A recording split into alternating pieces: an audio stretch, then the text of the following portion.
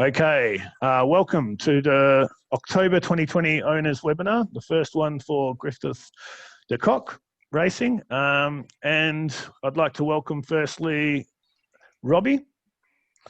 So Robbie, welcome. G'day, Corey. Obviously, you all know Robbie quite well. You've been involved with Griffiths Racing for a while now, a lot of you. And then secondly, I'd like to welcome the newest member of the partnership, Mathew De Kock. Welcome, Matt. Thanks, Corey. Thank you for having me on this webinar. And I'll be hosting tonight, so you may not know who I am, but I've been running a series of webinars and I've been doing a little bit of work with Robbie in the past couple of weeks to try and get a little bit of marketing done for the stable. And we'll discuss a few things tonight, but the main thing being the partnership and the direction of the stable and how exciting that is for owners. So I'll click on to the next page here, Robbie, and I guess what an exciting time. Your first winner today. Didn't take you too long, so the news broke last week. Matt's name's in the race book on Saturday, and all of a sudden you've got your first winner. Pretty exciting. Very exciting, Corey. It was very exciting. Today was a very special day to break the ice and find the winner's stall, and a very special set of colours to do it in too, because those colours have been all around the world, much like Matt actually. Yes, they've had the global experience, and they've won some big classic races. They're thanks to colours, and we're hoping that they might be able to do the same in the VRC Oaks, because she's a genuine stayer. And all the data that Matt's collected on her and the cardio work and things like that we've collected along the way suggests that staying is her forte. So we're hoping that that she can, give us a good run in the VRC Oaks. And Matt, I guess the winner's nice, but also there were two-year-olds running in the first race on Saturday, but you've had 3 2-year-old runners already, which is pretty exciting for the stable. Early days for yourself, but any time early in a season that you have 3 2-year-old runners in big races is pretty exciting. It's very exciting, and that's testament to Robbie. He only bought 20 yearlings last year compared to some of the other bigger stables that are buying 100 plus, sometimes close to 200. So really exciting, and the fact that one of them went really well on the weekend, Tempest Charm. She was an unlucky third. So I think she's got a bright future, and I think there's a lot of 2-year-olds in the yard that have a bright future. I'm excited by what I see. Yeah, and Robbie, I guess, firstly, what led to the partnership? And I know that these questions have been asked a fair bit over the last week, but what led to the partnership and what excites you the most? Well, what led to the partnership was it was Mike and Matt's investigation into Australian racing. Everyone wants to be in Australia. It is the place to be. So Mike, being a globe-trotting trainer that he is, and one of the world's most decorated trainers, was investigating setting up in Australia with Mathew, and the 2 states that hold the keys is New South Wales and Victoria.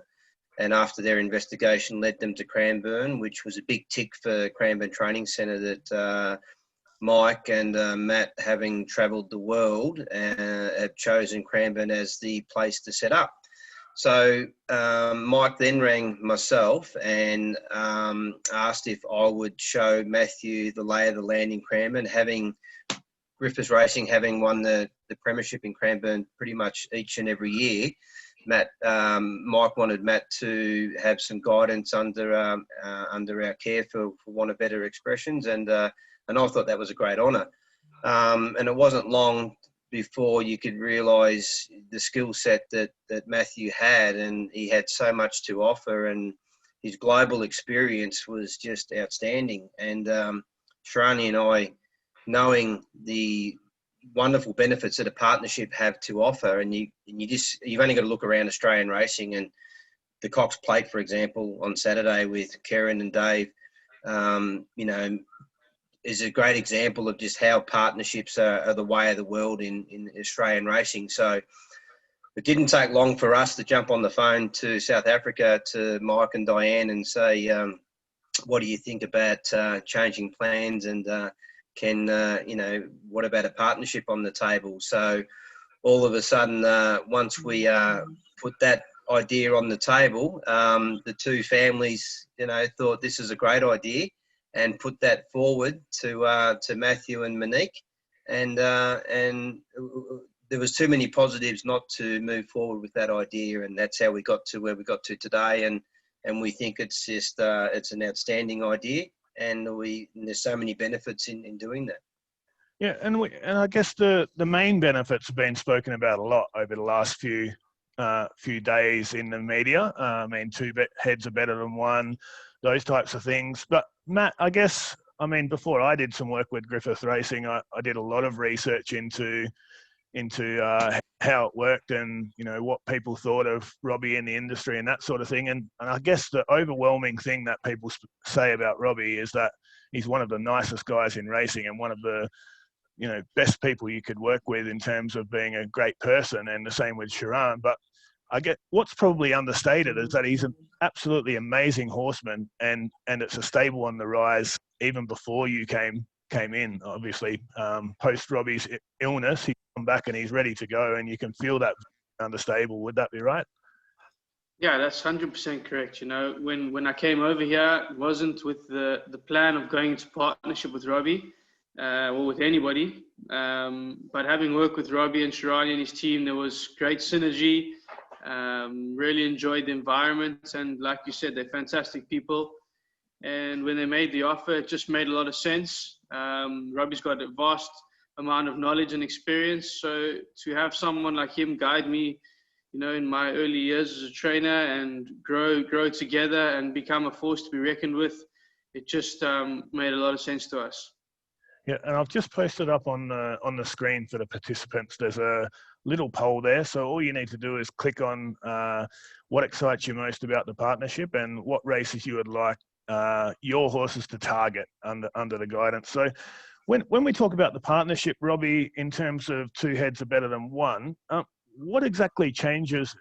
Will it work that you both work on every horse, or will you sort of divide up which horses are best suited to Matt's skill set and which horses are best suited to your skill set, and how will that work? I guess that's something the owners would want to know with their horses. I know with mine definitely, but I guess how will that work exactly? Oh, it's a good question, and for example, Tuesday morning, Matt went to Moonee Valley and took Tempest Charm there while I stayed at Cranbourne to carry on with the gallops, and he was in charge of taking her to Moonee Valley to prepare her for Cox Plate Day. We do talk about each and every horse's program moving forward, because we do like to discuss the horses. We don't sort of say, well, that's your horse, that's my horse, sort of thing. Naturally, because a lot of the horses were in the yard already, Matt's probably asking more questions about them because he's walked into the yard and they were here.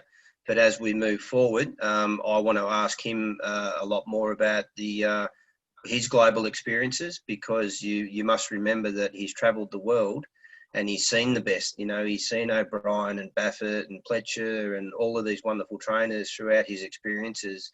His dad has trained 126 Group 1 winners in all parts of the world. So, these global experiences are going to be so invaluable to our stable, and they're classic races of all distances, and you need that now. Like when you look at the horse that won the Cox Plate, he's been here 2 weeks, so you need those sort of travelling experiences to win these races now. The world's a smaller place, so we need that, and we have that now in Cranbourne, not just with Mathew, his partner Monique, who's also assistant trainer to Sean Tarry, so we've got some really great firepower to assist our fantastic team that we already had here in place. So I think that to answer your question, I know it's a bit long-winded, but we do share a lot of training techniques before we design each horse's program each and every day. And I think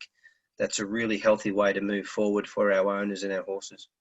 Yeah, and I guess you mentioned overseas horses, and of course, our distance races are dominated by overseas horses at the moment. Will there be some South African horses come down or overseas horses come down now, Matt, that you're involved, or is that what you envisage happening?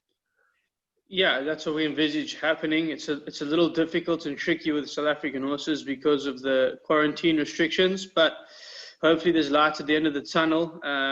They should be reviewing all that. They were supposed to be reviewing all that, but COVID put a halt to that. But we also have contacts, in Dubai and in Europe.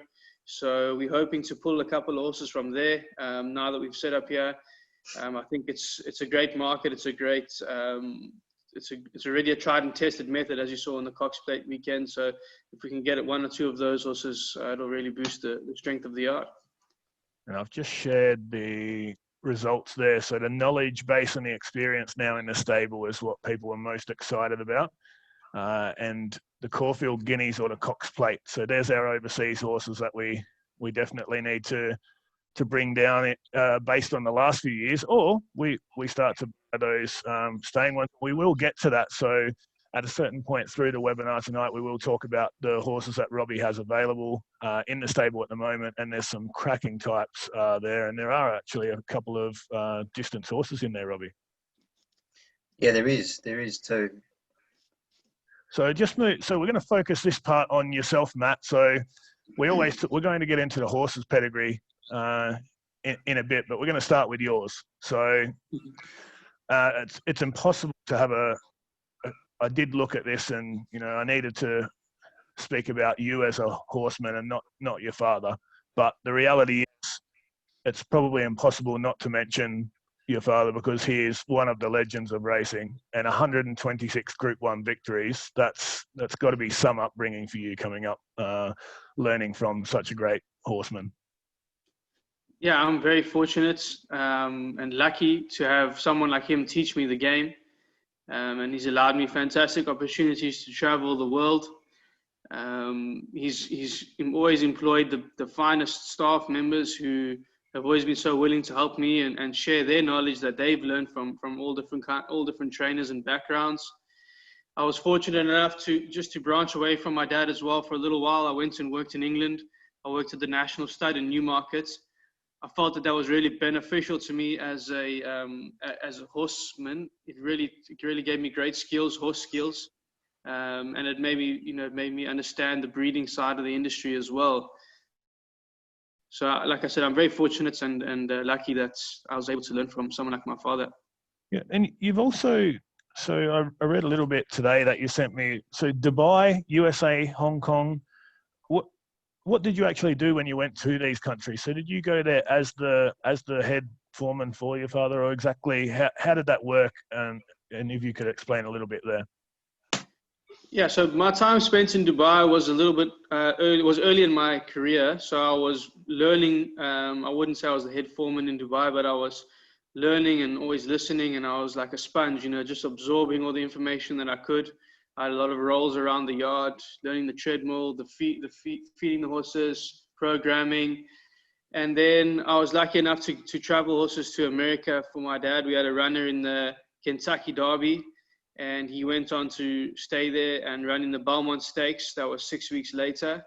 As a younger person, I've traveled horses with my dad's foreman to the Arlington Million and the Beverly D in America as well. And then Hong Kong, also traveled a horse there for one of the big races there. The name slips my mind. So I've been really fortunate to travel around the world and experience those races with runners competing. Yeah.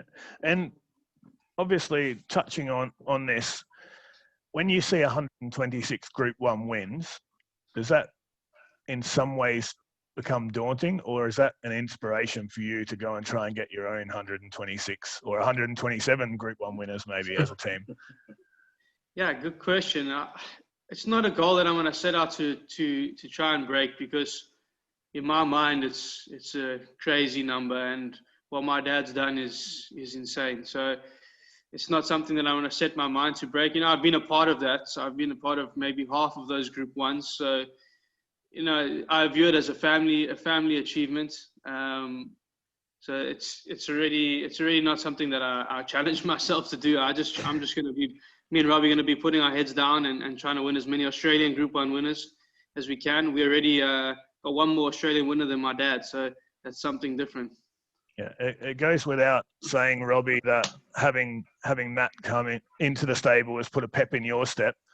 But how ambitious and, like, I guess, how confident are you that you're going to go on and get not even group success, stake success in Australia is tough to do. How excited and how confident are you now that you can see all of this coming together? I don't think I've ever been more confident, Corey. And I think I speak on behalf of Sharani and myself. I think it's like turning back the clock 20 years. It's we've never been more confident in our team. We've got a great team before Mathew and Monique come into the stable, and now they're here. It's really like turning the clock back 20 years. The energy and enthusiasm that we have with the global experience that these two fine young horse people have brought into our stable has really sparked the energy, and we've got all the tools of the trade we need now. And we've got some beautiful young horses. We know how to select a young horse. We've got some really great young horses there that we're developing. And I'm super confident that we can match it at the highest level. And we're going to do it now. We're going to get to the sales, and we're going to select the right horses. We've been there and done it before, and we'll do it again. And we've got the right, if you've got the right infrastructure in place, Corey, you can do it. And that's what we've got now. Yeah, and I've got a question here from Annette and Anthony Emerson, who said, are the stable colours remaining the same? Yes, they are. Yeah. And I've got another question here, Matt, just before we get into the team stuff. So given what you've seen to date, in your opinion, what specifically could Australian racing learn from the South African training methods? Yeah, good question. I'm still trying to get used to this whole thing of spelling horses, when they're fit and ready. And I believe that horses have longer periods of racing than many Australian trainers give them credit for. They give them 2-3 rounds and then they're out for a spell. Whereas back home, we can keep them in for 12 months, and they can win every month of those 12 months. So I think it's all about keeping them mentally fresh, which we are fortunate to do back home because we can spend more time with the horses, as we're not as time pressured as the Australian model is. Our expenses are a lot cheaper, so we're able to do that. We're fortunate to do that, but I really believe that we can get more runs out of horses, especially the way Robbie's yard is designed. I'm sure you've seen on the Facebook lives and stuff. It's very horse friendly, so that's probably one of the big differences. Yeah, and I'll get on to the team. So I've just shared another poll there about the stable. Just if you guys out there, the listeners who have horses already there, or if you'd like to get a horse with Griffiths De Kock Racing, if you can sort of give us some feedback there, that would be fantastic. But I guess, Robbie, what does a team look like and what does the team look like at the moment? I know I've been down there and you've got so many people working, it's hard to keep track of everyone. But what does the team look like, I guess, a summary of your team? Well, as you know, now that there's myself and Matt that share the training, and that's what we want to concentrate on. And there's Monique and Beth and Jade that work organising the ground and how the management of all that works. Reed that also does that, but he also rides training as well.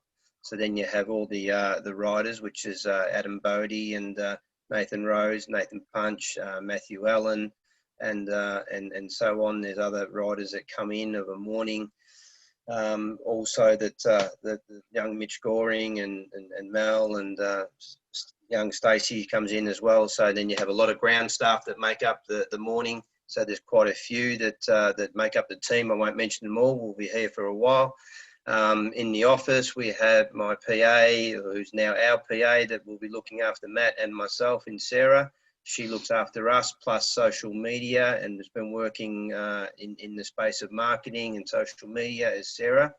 And now this year for the first time we put on a salesperson in Jack Shack who's been very active in that space, so that when Mathew and I go out and buy the yearlings, we want to concentrate on educating and developing them and training them, and Jack's job will be to find partners and put together partnerships, so he'll be taking care of that space. So yourself, Corey's been working with both Jack and Sarah in that space, which has been great. So that's what we've been doing.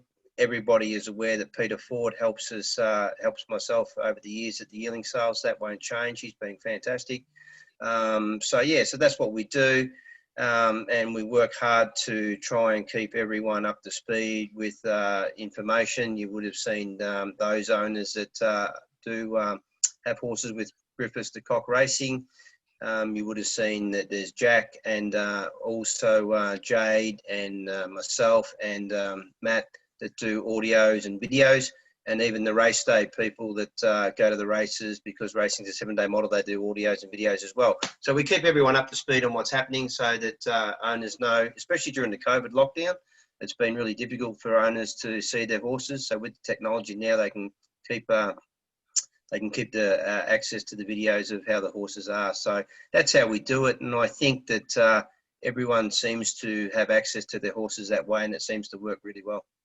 It's a huge team, and I think may not have even mentioned the accounts department and all of the guys that do those bits as well. So we've got so many moving parts of a jigsaw puzzle in exactly. In a training yard. And I think if I don't mention Silver in the camps, none of us will get paid, so we'll get in the big trouble, Corey. So we better mention Silver, otherwise we'll get into trouble. And Penny in bookkeeping, so if we don't do that, we'll get in the big strife. Yeah. And I've had a few comments come through that Sarah is gold, and I think pretty popular with all of the owner stuff that goes out. And I guess that's sometimes understated, that training the horses is really important, but also making sure that we have a good relationship with the owners is also important. And I think I couldn't stress enough that the door's always open for the owners to contact the stable and see what they can find out. If you do want to know more, then our phones are always pretty much on, and you can always get in contact with Sarah in the office or Jack, and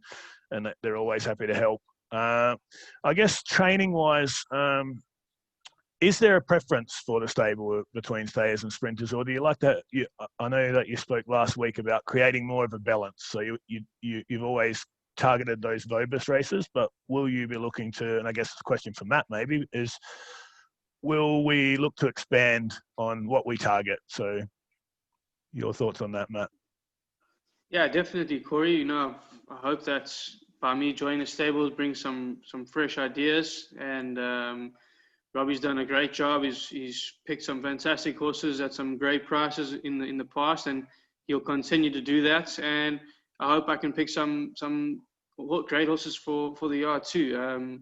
I like to believe that my specialty and my favorite type of horse is a classic type of horse. So that'll be the horses I'm targeting. Obviously, a lot of the Australian market is about early speed and sprinters, and Robbie's done a good job with that. So I think our strengths will complement each other at the sales. Yeah, Robbie, as part of the poll, and I'll share that up there now. As part of the poll, a few people have mentioned they'd be interested in a multi-horse club where maybe they can get in at a lower cost and things like that, but it's only about 50-50. So obviously a lot of the people that are on now, our current owners, are pretty happy with how things are going.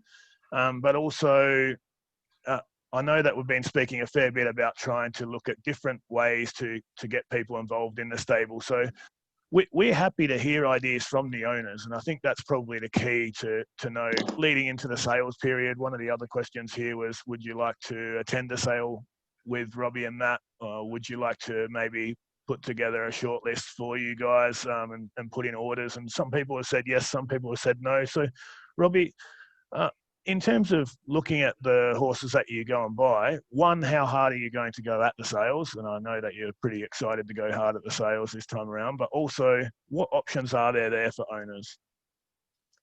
I think that no doubt there's options for owners. I think any communication that we get prior to the sales is a massive bonus to Mathew and myself, because there's no point us buying a horse that's well over an owner's budget, or there's no point us buying a sprinter if our owners want a stayer, or buying a stayer if our owners want a sprinter. So getting feedback from our owners is absolute paramount and important for us to cater for their need. The filly on Saturday was 32,000 for the hammer, and she's ran third in a $500,000 race. Some of our greats like Angelic Light were $30,000.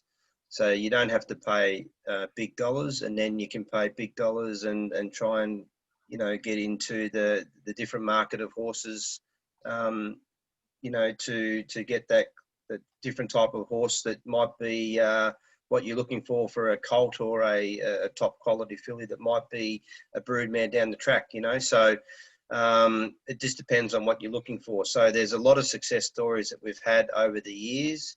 The quarterback was 120,000 that went on to be a Group 1 winner. So, Matt and myself can go and buy a very good yearling at the sales.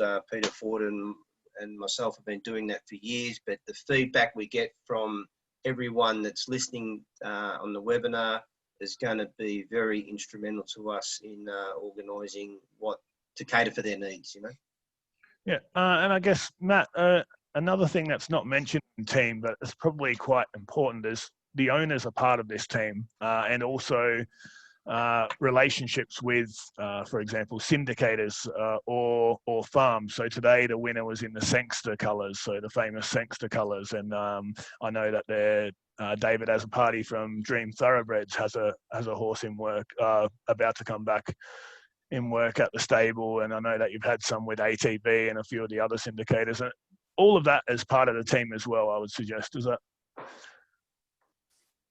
Yeah. I mean, the beauty of it is that Robbie's built those relationships up over the last 30 years, and I can come in and join those relationships and grow my own new ones. So I think it's all just fantastic that we can carry on those relationships and hopefully branch out to new people and just make everyone stronger and better. And Karen Dunstan just asked, Matt, you spoke about how you keep the horses happy in work, and she's wondering what variations would you use to keep them happy, and do they enjoy stable life 24/7? Yeah, well, we're fortunate at Cranbourne that we have the use of the trail tracks out the back, which is fantastic. It's like being in the nature with the horses. There's a nice hill to it as well. It's in the bush, so they don't feel like they're on their normal routine on the rabbit wheel or the hamster wheel, as you would say. And then we have great access to beaches and stuff like that. So when horses have a run and they felt their run, we can send them out to the beach for a couple of days and bring them back in. And the way Robbie's yard is designed, as you saw on the Facebook posts, the horses are very social. They can see everyone.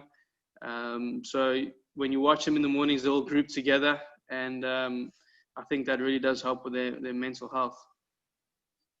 Yeah, and what we might do now is we might crack on with those horses themselves that we have in the stable now. So I will click to the next slide, and I'll just stop the